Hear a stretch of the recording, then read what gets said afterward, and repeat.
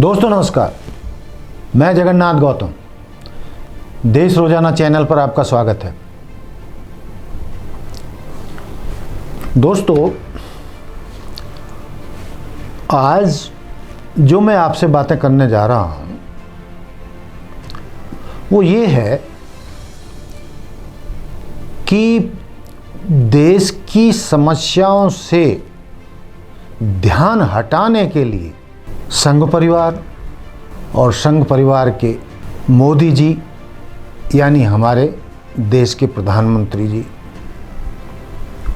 ज़्यादातर ऐसे अनर्गल मुद्दे उठाते रहते हैं जिनका वर्तमान भारत की समस्याओं से कोई भी लेना देना नहीं होता और शुरू में तो लोग इनकी भाषा को समझ नहीं पाए, लेकिन जैसे जैसे ये 10 साल गुजरे हैं, देश की जनता बारीकी से संघ परिवार के कारनामों पर, भाजपा के कारनामों पर, मोदी शाह जी के बयानों पर बारीकी से नज़र रख रही है और उसका अध्ययन कर रही है कि ये लोग कितना झूठ बोलते हैं, कितना सच बोलते हैं, इनकी कथनी करनी में कितना अंतर है। तो आज मैं जो आपका ध्यान दिलाना चाहता हूं, आरएसएस प्रमुख मोहन भागवत जी ने हरिद्वार में एक बार फिर अखंड भारत का राग अलापा है। बल्कि इस बार तो उन्होंने यहां तक कहा है कि बस अखंड भारत बनने ही वाला है और जो वर्तमान जवान पीढ़ी है इसके बूढ़े होने से पहले पहले ही अखंड भारत अस्तित्व में आ जाएगा। और उन्होंने वो जो औसतन समय दिया है वो लगभग 15 साल का है। उनका दावा है कि 15 साल में अखंड भारत बन जाएगा, जो वो पहले सैकड़ों साल पहले हुआ करता था। तो दोस्तों, चलिए उनके इस दावे की जांच पड़ताल करते हैं। वो कितना सही है, कितना हकीकत हो सकता है या नहीं, या वो देश की जनता को ऐसे सपने दिखाते हैं जो कभी पूरे होना लगभग संभव नहीं। आप जानते हैं कि 75 साल हो गए पाकिस्तान ने जो कश्मीर का हिस्सा हड़पा था, जिसे पीओके कहते हैं, कई मीडिया वाले उसे गुलाम कश्मीर कहते हैं।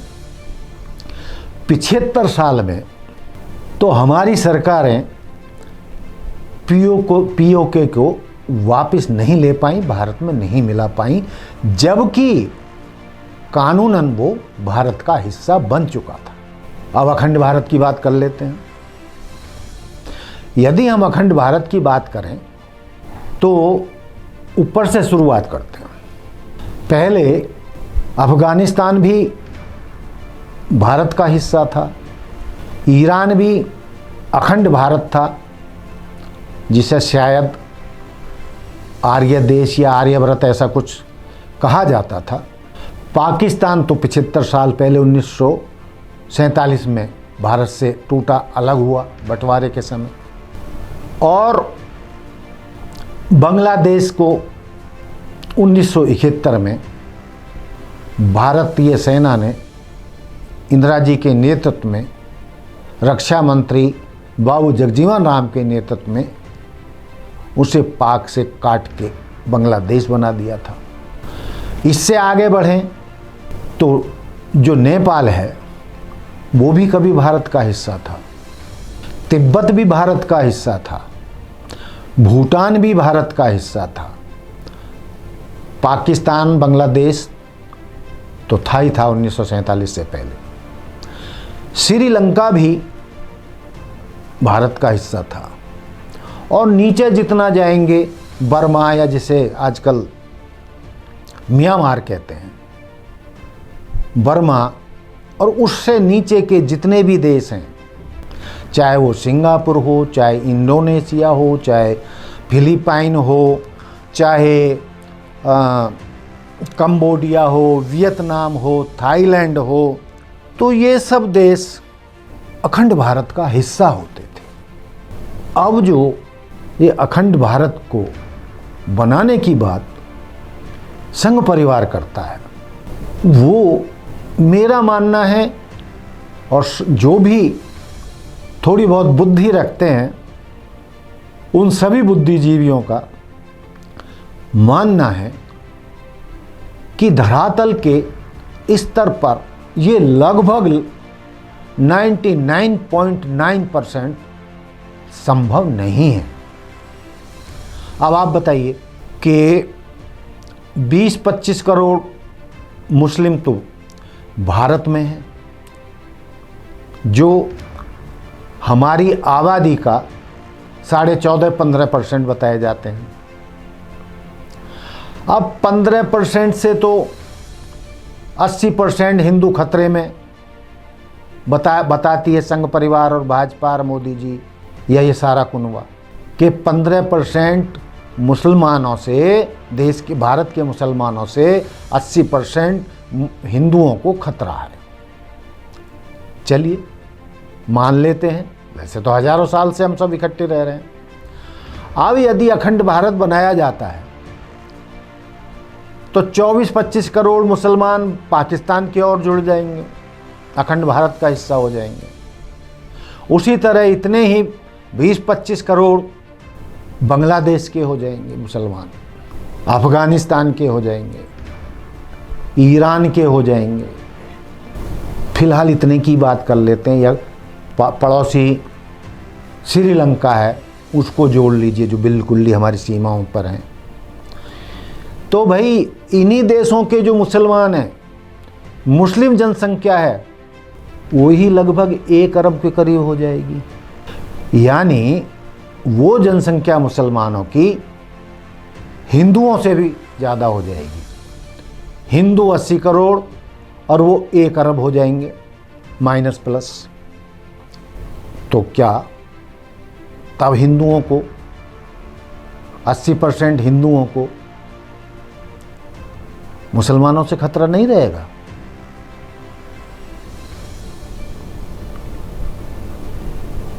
फिर उनकी इस बात पर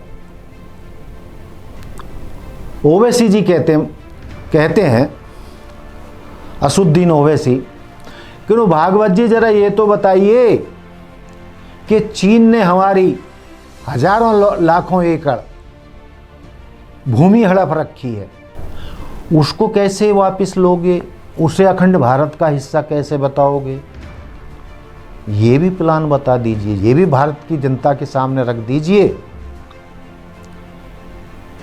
जानकारों के अनुसार भाई तिब्बत भी भारत का हिस्सा था,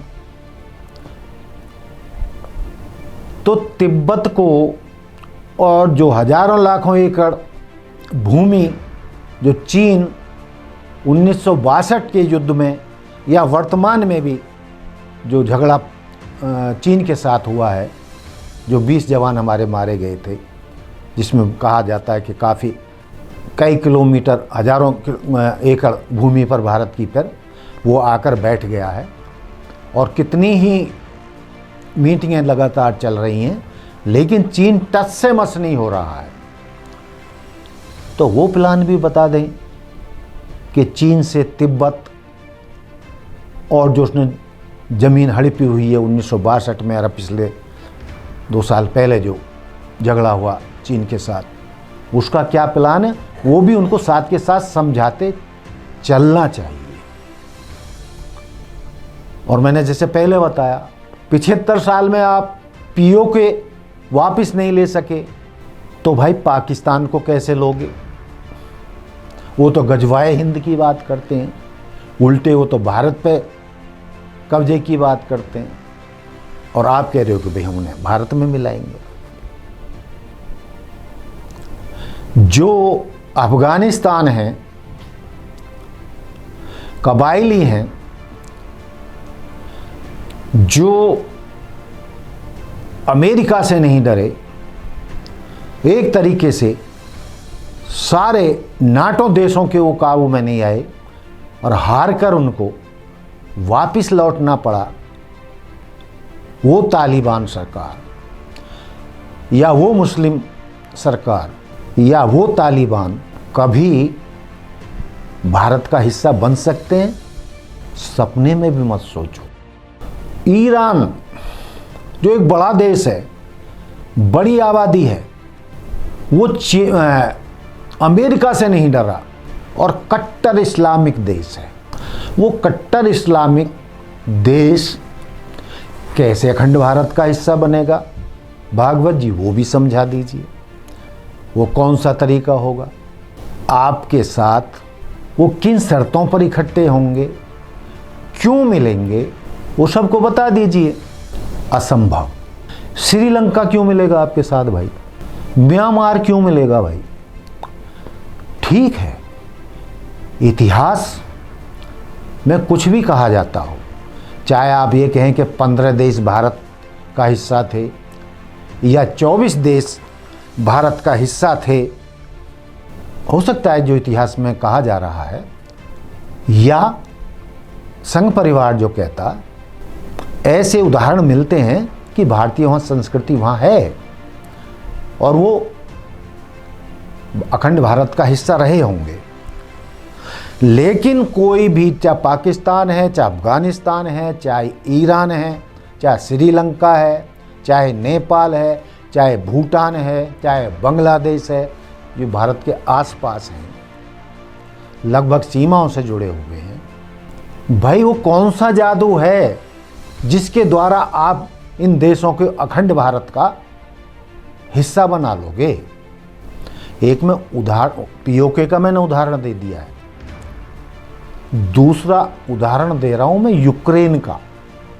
यूक्रेन जो देश है, जिसकी आज दूसरी साल, 1.5 साल से ज़्यादा हो लिया है, लगभग महायुद्ध चल रहा है रूस का और यूक्रेन का। जबकि यूक्रेन कभी सोवियत संघ यानी रसिया का ही हिस्सा हुआ था, उसी से टूटकर यूक्रेन एक अलग राज्य बना, अलग देश बना। लेकिन इतनी महाशक्ति होते हुए भी 1.5 साल रूस को यूक्रेन पर बम बरसाते हुए हो गए हैं, लेकिन छोटे से मुट्ठी भर देश ने रूस की नाक में दम कर रखा है। हालांकि लाखों सैनिक दोनों तरफ से मारे गए हैं, दोनों देश बर्बाद हो रहे हैं, लेकिन इतना बड़ा रूस एक छोटे से देश पर कब्जा आज तक नहीं कर सका। और जो हालात दिख रहे हैं, जो इस पर अध्ययन करते हैं इतिहासकार और राजनीतिज्ञ, उनका ये मानना है कि 99% रसिया कभी भी जीवन में यूक्रेन पर पूरी तरीके से कब्जा नहीं कर पाएगा, नहीं कर पाएगा, नहीं कर पाएगा। तो दोस्तों, पूरा भारत जानना चाहता है, देश की 142 करोड़ जनता भागवत जी संघ परिवार से और मोहन भागवत जी से जानना चाहता है कि जब वो अखंड भारत की बात करते हैं कि 10-15 साल में अखंड भारत हो जाएगा, ये सारे देश भारत का हिस्सा होंगे, तो उनको या तो पूरा प्लान 142 करोड़ जनता के सामने रखना चाहिए कि ये प्लान है और इस प्लान के तहत 15 साल में ये सब भारत का हिस्सा बन जाएंगे, या तो प्लान रखें। और मोदी जी क्योंकि मोदी जी भी संघ परिवार का ही हिस्सा हैं, वो भी संघ परिवार के प्रचारक रहे हैं। मोहन भागवत जी भी संघ परिवार के मुखिया हैं और प्रचारक रहे हैं, तो दोनों एक ही हैं। तो मोदी जी को भी ये स्पष्ट करना चाहिए कि आप भी संघ परिवार का हिस्सा हैं, उसी से प्रधानमंत्री बने हैं, या संघ परिवार ने ही आपको प्रधानमंत्री बनाया है। तो आप बता दीजिए पार्लियामेंट में जो सेशन होने जा रहा है इसी विशेष अधिवेशन में, ये आप भी स्पष्ट कर दीजिए कि भारत के संविधान के अनुसार मोहन भागवत जी का जो कथन है अखंड भारत का, वो इस तरीके से उस पर अमल होगा और 15 साल में अखंड भारत बन जाएगा। ये आसपास के जितने भी दर्जनों देश हैं सब हमारे में मिल जाएंगे, एक महान भारत बनेगा। या तो ये विशेष अधिवेशन में आप देश के प्रधानमंत्री होने के नाते स्पष्ट कीजिए इस मुद्दे को भी, वरना संघ परिवार या मोहन भागवत जी इस तरीके के अनर्गल प्रलाप करने बंद करें, दिन में सपने देखना बंद करें। जो असंभव है, जो हो नहीं सकता, ऐसी चर्चाएं करके झूठे सपने देश की जनता को ना दिखाएं।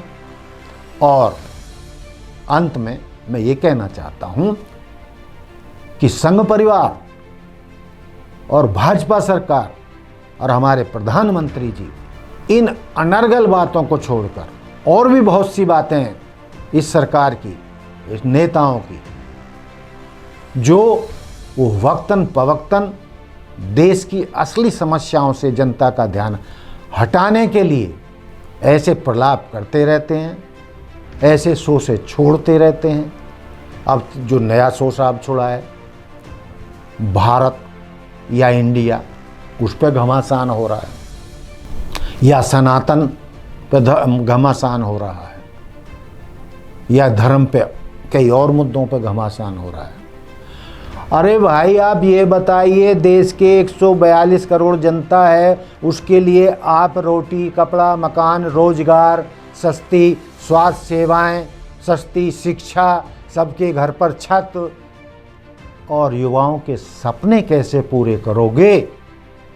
आप सारा संघ परिवार और मोदी सरकार देश के सामने संसद के विशेष अधिवेशन में जो देश की वर्तमान समस्याएं हैं जो मैंने गिनाई हैं, और इस समय जो महंगाई है वो भयंकर समस्या है। ये सरकार ने गरीबी दूर तो की है, लेकिन कॉरपोरेट जगत की है। देश का आम आदमी पिछले 9-10 साल में गरीब हुआ है। ना किसानों की आमदनी दुगनी हुई है, ना मजदूरों की आमदनी दुगनी हुई है, और ना ही हर साल 2 करोड़ रोजगार के हिसाब से देश के युवाओं को 10 दूनी 20 करोड़ बेरोजगार युवकों को रोजगार नहीं मिला है। तो मेरा और देश के लाखों लोगों का ये मानना है और पूछता है भारत कि इन समस्याओं का जवाब भाजपा सरकार, संघ परिवार और हमारे प्रधानमंत्री जी 18 से 22 सितंबर तक चलने वाले विशेष अधिवेशन में खुलासा करें कि देश की इन जन समस्याओं के लिए आपके पास क्या प्लान है, क्या खाका है, जो आप पिछले 10 सालों में नहीं कर सके, और फिर तीसरी बार भी आप झूठे वादा करके सत्ता में लौटना चाहते हो। लेकिन उससे पहले देश जानना चाहता है कि भारत की इन समस्याओं का आपके पास क्या समाधान है। तो दोस्तों, ये था मेरा आज का मुद्दा, आज की बात। कि संघ परिवार अनर्गल राग ना लापे, जनता को दिन में सपने ना दिखाए, देश की असली समस्याओं का निराकरण करे। तो दोस्तों, आपको मेरी बात ठीक लगी हो तो अवश्य कमेंट्स करें,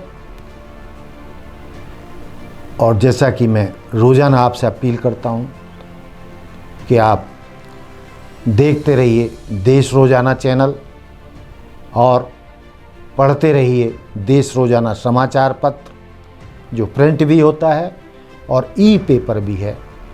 और इसी तरह हमारा तीसरा संस्थान है रेडियो, रोज़ाना रेडियो, तो उसको भी आप देखिए। बहुत अच्छे अच्छे कार्यक्रम आते हैं। यदि आपको हमारे सारे प्रोग्राम अच्छे लगते हैं, 24 घंटे हमारे चैनल पर कार्यक्रम चलते रहते हैं, आपको अच्छा लगता है तो हमारा हौसला बढ़ाइए, लाइक कीजिए, सब्सक्राइब कीजिए और शेयर कीजिए। इससे हमारा हौसला बढ़ेगा। इसी के साथ जय हिंद, जय भारत, जय संविधान। नमस्कार। हमारे साथ जुड़े रहने के लिए देखते रहिए देश रोजाना का YouTube चैनल, सब्सक्राइब कीजिए। साथ ही देश रोजाना की खबरें सबसे पहले देखने के लिए प्रेस कीजिए बेल आइकन।